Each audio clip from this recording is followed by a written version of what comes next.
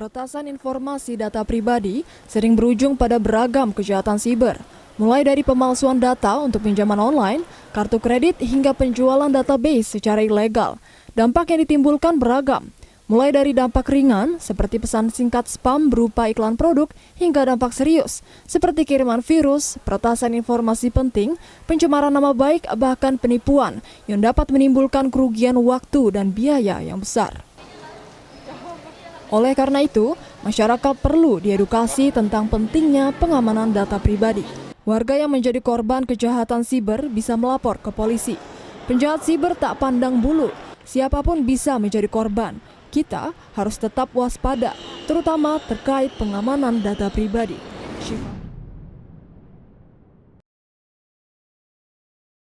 Baik, kalau melihat perkembangan penggunaan digital selama masa pandemi ini, pada dasarnya memang penggunaannya cenderung meningkat karena semua serba online gitu, kecenderungannya seperti itu. Anak-anak di rumah, orang tua di rumah, semua keluarga ada di rumah, dan kemudian bagaimana orang tua menghadapi situasi itu, belajar di rumah, orang tua juga harus ikut belajar seperti itu. Pada sisi lain, pada waktu-waktu yang kosong mungkin anak-anak juga semakin banyak menggunakan internet sebagai sarana komunikasi dengan kawan-kawannya.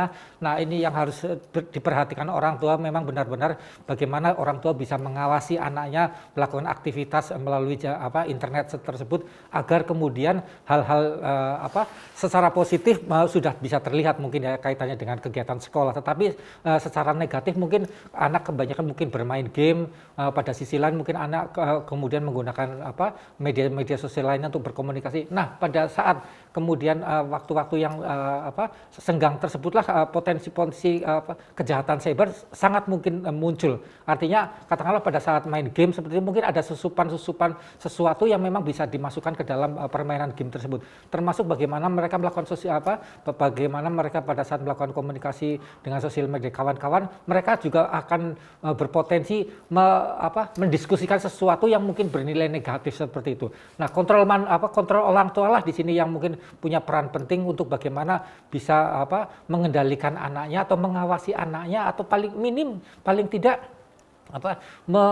memahami bagaimana apa yang dilakukan oleh anaknya selama masa pandemi ini, khususnya pada saat jam di luar kegiatan sekolah secara online seperti itu.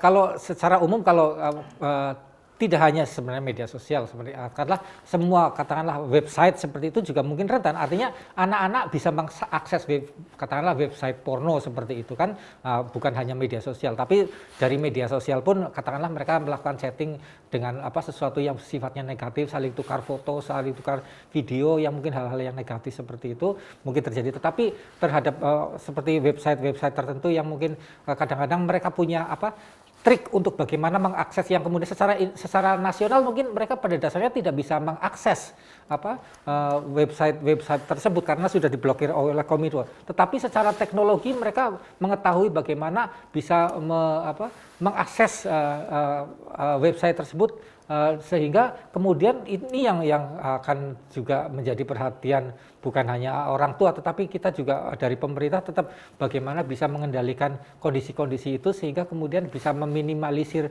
anak-anak remaja ini bisa mengakses website yang memang semestinya tidak diakses sesuai umurnya seperti itu.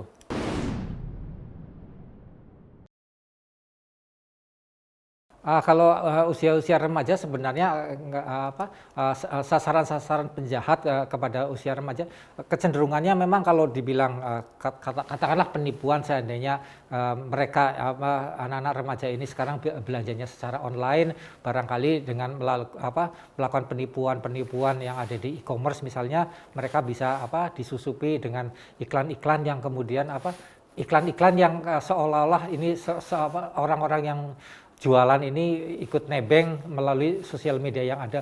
Kadang-kadang juga mereka ikut nebeng melalui platform yang resmi seperti itu, platform e-commerce yang resmi, tetapi kemudian setelah diselidiki lebih lanjut, ternyata mereka mungkin jualannya bodong, misalnya mereka ternyata hanya memanfaatkan website orang lain atau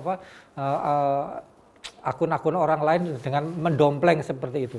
Ini juga mereka gunakan untuk bagaimana mengakali kepada remaja-remaja atau anak-anak milenial ini untuk bisa menjadi korban. Sayangnya memang peningkatan ini cenderung kurang disadari gitu oleh anak-anak remaja, karena memang pemahaman untuk bagaimana mengamankan sebuah sistem yang ada di dalam handphonenya misalnya seperti itu tidak dimanfaatkan secara maksimal untuk bisa memastikan bahwasanya itu aman, atau mereka istilahnya kurang mengenali bagaimana bisa belanja secara online secara aman, sehingga mereka kadang-kadang bisa tertipu dengan situasi yang ada seperti itu. Jadi kalau kita mungkin harus belanja, mungkin harus cross check, misalnya ngelihat komen-komennya seperti itu untuk memastikan. Terus kemudian websitenya ini kita cross check, ini kita kira-kira alamatnya ada di mana, ini seandainya bisa dilihat alamatnya seperti itu. Terus kemudian kontennya mereka kok jualannya kok kayaknya macam-macam gitu, padahal yang mereka jual mungkin seharusnya hanya misalnya satu produk, bukan satu segmen gitu, tapi mereka semua serba dijual seperti itu. Terus kemudian followersnya, kalau lihat akun media sosial, followersnya kok sedikit sekali gitu. Kemudian profilnya nggak meyakinkan. Harusnya profil memang itu istilahnya profil seseorang tentu kan biasanya foto-fotonya banyak, itu bisa dibanding-bandingkan gitu. Oh kayaknya ini akun resmi gitu. Kalau itu akun palsu, kecenderungannya ya memang nyoba ngumpet-ngumpet.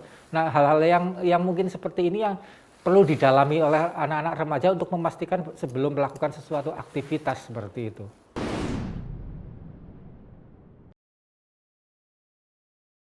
Bagaimana Polri bisa mengkaji sebuah katakanlah akun atau platform atau untuk bisa dikaji untuk perlu di-take-down atau perlu ditindaklanjuti dalam rangka penegakan hukum seperti itu ya. Memang ya itu melalui kegiatan patroli siber sebenarnya itu adalah salah satu kegiatan yang bisa untuk memastikan atau mengidentifikasi sebuah akun atau sebuah website atau sebuah platform apakah ini resmi atau tidak resmi, untuk memastikan bahwasanya kalau memang akun resmi misalnya kayak itu kemudian melakukan pelanggaran hukum, ya secara otomatis kita tindak lanjuti dengan penegakan hukum, meskipun itu upaya penegakan hukum sebenarnya upaya terakhir ya. Kemudian kalau semi anonimus misalnya gitu, ya kalau semi anonimus masih bisa ditindaklanjuti, istilahnya diikuti dulu gitu perkembangannya untuk memastikan kemudian apakah bisa diidentifikasi. Kalau pure anonimus gitu, barangkali kita bisa mintakan ke Kominfo atau merekomendasikan ataupun dimintakan ke Kominfo untuk bisa di take down seperti itu, atau di blok seperti itu. Itu yang coba kita lakukan.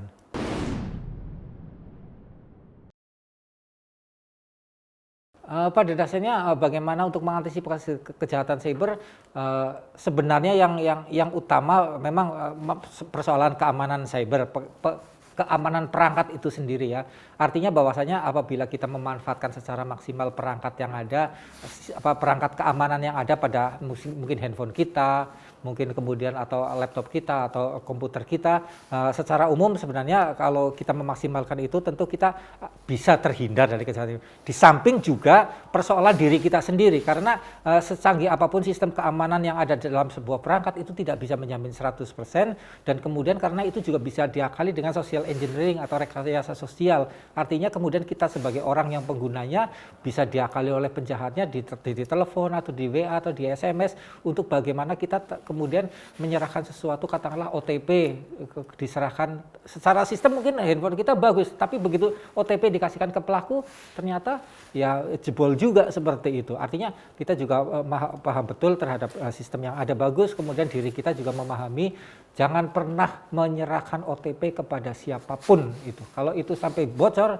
atau sampai terbagi, selesai semuanya, bisa tembus istilahnya handphone kita bisa diretas, dan kemudian data-data yang ada di dalamnya itu bisa diambil dan kemudian dimanfaatkan, bisa menipu kawan-kawan kita, bisa mungkin rekening kita diambil alih dan kemudian dikuras isinya seperti itu. Itu yang mungkin untuk ini, termasuk bagaimana apabila ada katakanlah anak-anak remaja mungkin disusupi oleh gambar-gambar porno atau apa yang kemudian bisa muncul sendirinya, atau kemudian memang sengaja mencari-cari itu, tolong jauhi semaksimal mungkin untuk tidak melibatkan diri hal-hal seperti itu. Termasuk mungkin ada tawaran-tawaran yang mungkin lebih sangat berbahaya, katakanlah masalah-masalah narkoba seperti itu juga sedapat mungkin kalau ada tawaran-tawaran yang sangat menarik atau yang menggiurkan, segera hapus dan tidak perlu disebarkan sama sekali.